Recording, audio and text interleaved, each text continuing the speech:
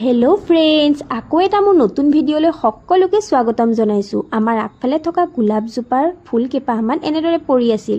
ইমান ধুনীয়া ফুলকেইপাহ মই অথলে যাব দিব পাৰোঁনে? সেয়েহে বুটলিবলৈ আৰম্ভ কৰিলোঁ আৰু ভাবিলোঁ ইয়াৰ পৰাই মই গোলাপ জল বনাই মুখত লগাব পাৰিম।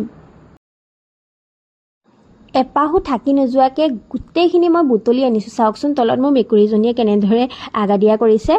যিহেতু মাটিত পৰি আছিলে, ধূলি লাগিব পাৰে, সেইবাবে অলপ মই পানীৰে ধুই লৈছোঁ যাতে ধূলিখিনি আঁতৰি যায়।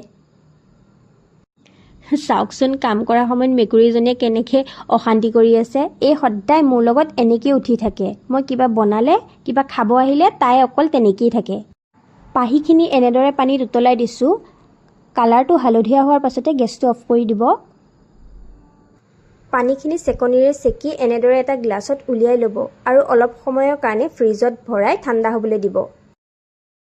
ঠাণ্ডা হোৱাৰ পাছতে আপুনি মুখত ধুনীয়াকৈ লগাব পাৰিব। আজি ভিডিঅ'টো ইমানখিনি।